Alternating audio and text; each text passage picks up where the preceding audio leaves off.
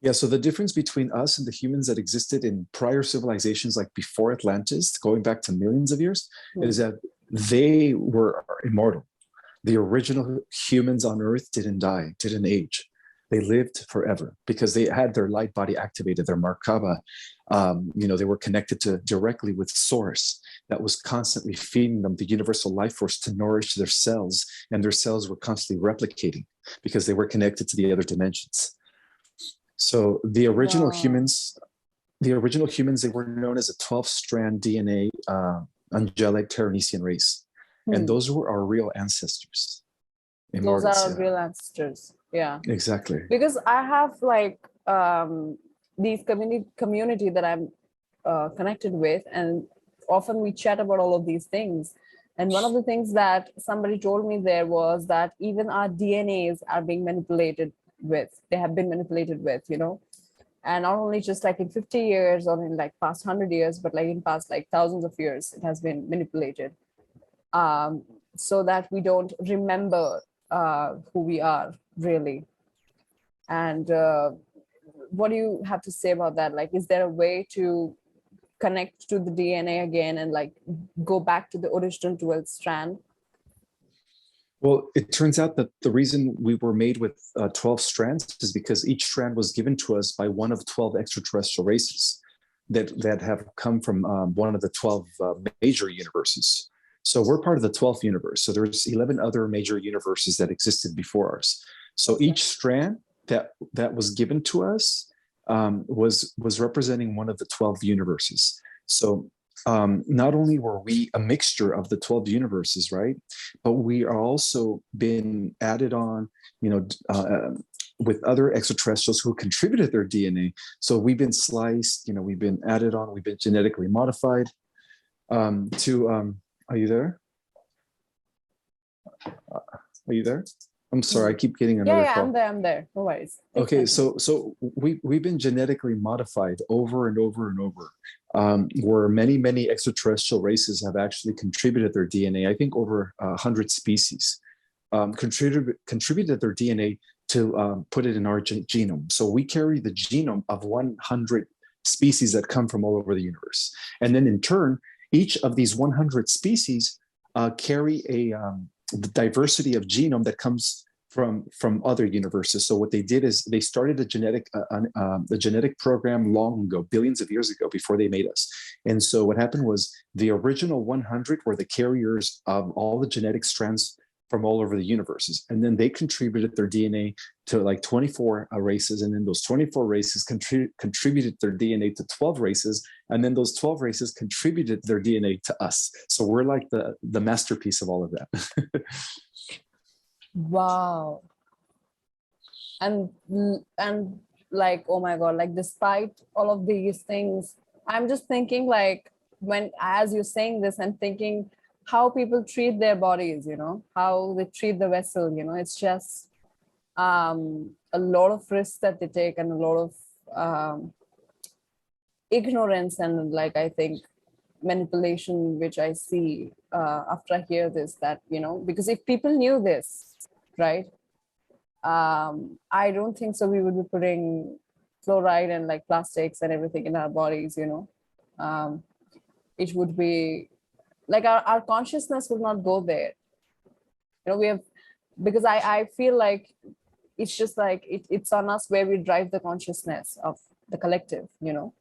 And right Mhm. now it is just you can just feel suffering in the air. I can, like, if I go outside and I walk, like it's just like you can feel it so close to you. It's just like it's a lot, you know in the air.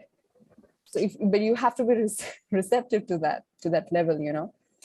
And so many people, they choose to ignore it, right? And I think when these things which are for like somebody who is really new to all of these things, they would be like, well, I can't believe this, because they're thinking from intellect. They're thinking like how they want to dissect this. They want to, like, go to the depths, etc., all of that. They don't want to listen to their intuition, because intuition never lies. And then if, like, as I'm hearing all of this from you, my intuition is saying that, like, it's resonating. it's aligning somewhere, you know. Mm-hmm. So Yeah. yeah, because that's how I guide myself through life, you know, mostly. And it's really eye-opening to know all of these things, that we have immense responsibility of not only our earth, not only my country, not only my city, not only my, you know, planet, but like the entire cosmos is counting on me. And with that amount of responsibility, because I even like in astrological readings which are coming up, etc., all these uh, mystics who are talking about, you know, some revelations are going to happen on earth, people are going to know certain things that would be really hard to digest, but you know, it's going to be Mhm. revealed. So do you think that this is the thing that, you know, people would be reminded about? Absolutely. Yes. That's what's happening. And we're expecting a huge data dump, a disclosure taking place that is going to shock humanity sometime this year. They say that 2022 is the year of the great reveal. You know, people are going to, for the first time in history, people are going to know about a cabal that has been controlling them for thousands of years. Oh, They're going they to know should about know. this. They should know about them. Yeah, they're going to know about this, know how the system is really just a program designed to keep us in slavery. They're going to know about the truth of other dimensions and extraterrestrials.